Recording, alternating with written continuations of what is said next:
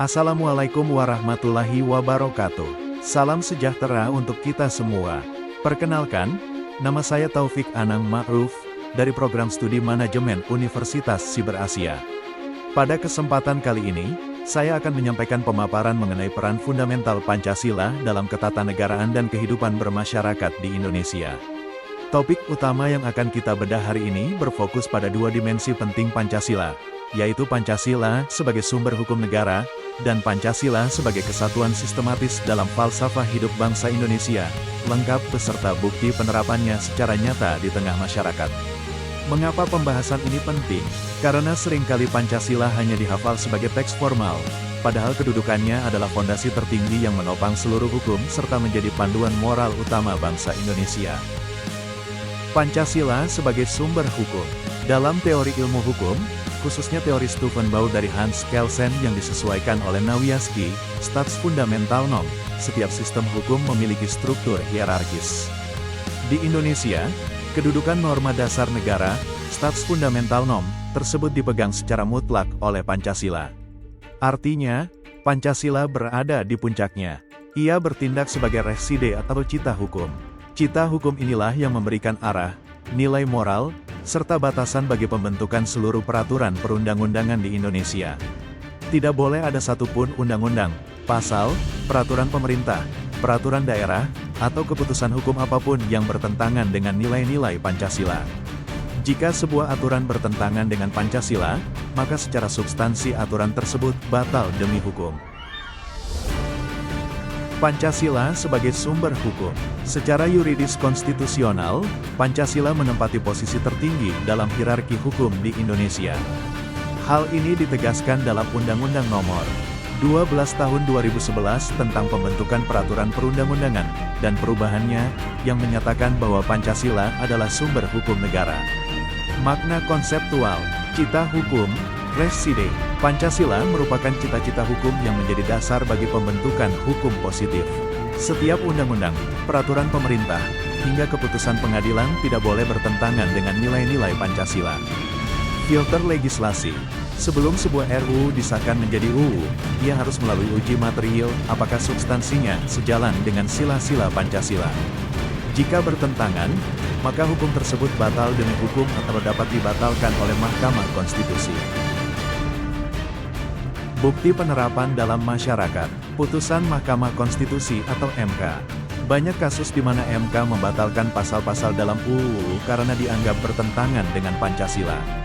Contohnya, pembatalan pasal-pasal yang diskriminatif atau melanggar hak asasi manusia sila kedua kemanusiaan yang adil dan beradab. Ini menunjukkan bahwa Pancasila aktif digunakan sebagai alat ukur keabsahan hukum. Penyusunan undang-undang baru. Dalam proses penyusunan UU seperti UU Perlindungan Data Pribadi atau UU Cipta Kerja, pemerintah dan DPR selalu menyertakan naskah akademik yang menjelaskan bagaimana aturan tersebut mencerminkan keadilan sosial sila kelima dan kesejahteraan rakyat. Hukum adat yang diakui negara.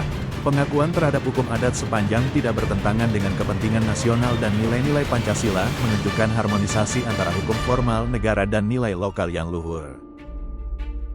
Bukti penerapan dalam sistem hukum Indonesia. 1. Landasan konstitusional, pembukaan UUD 1945. Bukti paling utama terletak pada alinea 4 pembukaan UUD 1945. Di sana ditegaskan bahwa kemerdekaan Indonesia disusun dalam suatu undang-undang dasar yang berdasar kepada ketuhanan yang Maha Esa, kemanusiaan yang adil dan beradab, persatuan Indonesia, kerakyatan yang dipimpin oleh hikmat kebijaksanaan dalam permusyawaratan, perwakilan, serta keadilan sosial bagi seluruh rakyat Indonesia. UUD 1945 sebagai hukum dasar tertulis bersumber langsung dari poin-poin ini. 2. Landasan legislasi formal, UU Nomor 12 Tahun 2011.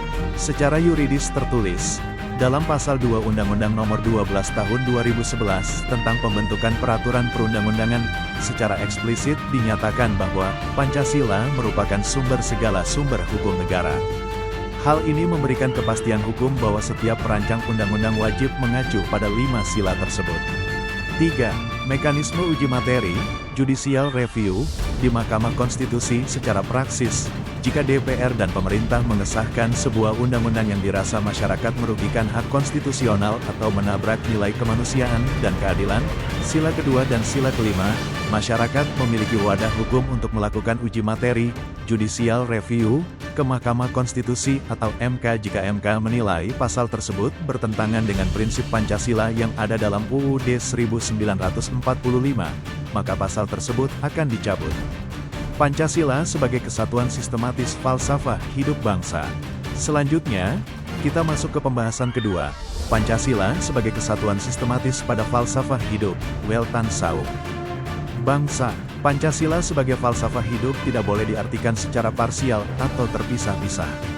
5 sila dalam Pancasila bukan sekadar susunan daftar keinginan, melainkan satu kesatuan organis yang bulat, utuh, hierarkis, dan piramidal.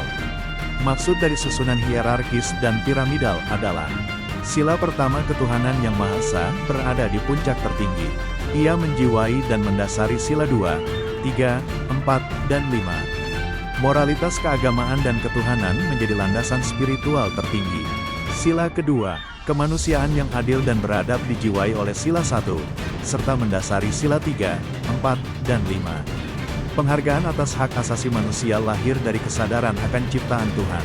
Sila ketiga, persatuan Indonesia dijiwai oleh sila 1 dan 2, serta mendasari sila 4 dan 5. Rasa persatuan dibentuk atas dasar nilai kemanusiaan yang beradab.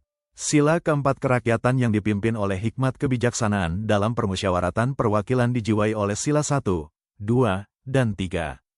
Demokrasi di Indonesia bukan sekadar suara terbanyak, melainkan musyawarah berlandaskan rasa persatuan dan kebijaksanaan.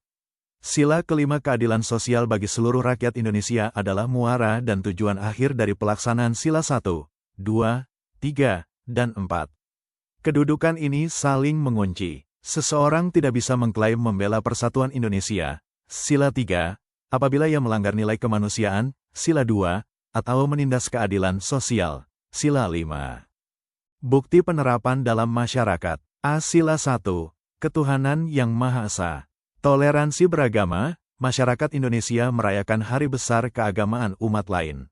Contoh, umat Muslim membantu pengamanan saat perayaan Natal, atau umat Kristen menghormati bulan puasa Ramadan.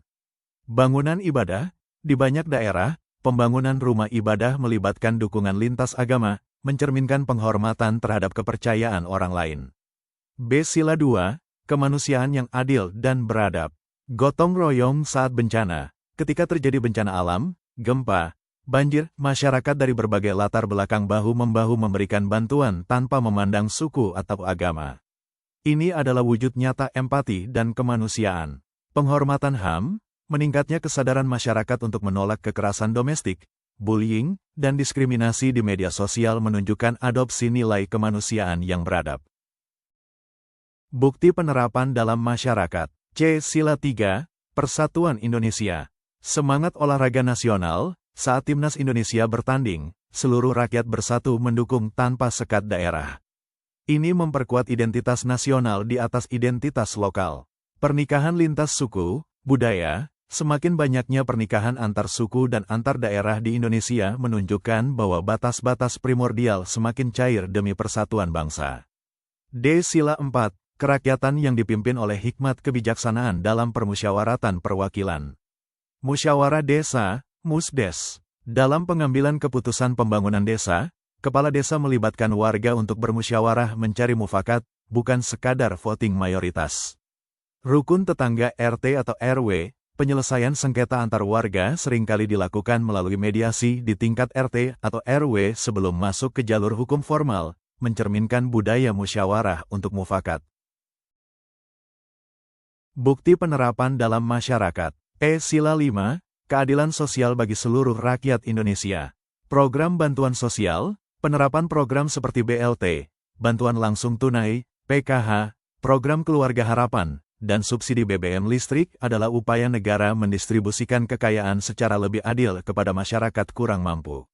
Akses pendidikan merata, adanya kebijakan zonasi sekolah dan beasiswa bidik misi bertujuan memberikan kesempatan yang sama bagi anak dari keluarga miskin untuk mendapatkan pendidikan berkualitas.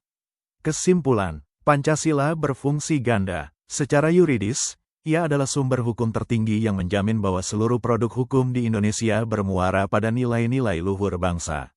Secara sosiologis filosofis, ia adalah falsafah hidup yang terintegrasi secara sistematis, membimbing perilaku masyarakat Indonesia menuju kehidupan yang religius, humanis, bersatu, demokratis, dan adil. Tanpa pemahaman bahwa Pancasila adalah kesatuan yang tidak bisa dipisah-pisahkan, penerapannya akan menjadi parsial dan berpotensi menimbulkan konflik. Oleh karena itu, internalisasi nilai-nilai Pancasila dalam kehidupan sehari-hari adalah kunci keberlangsungan bangsa Indonesia. Terima kasih.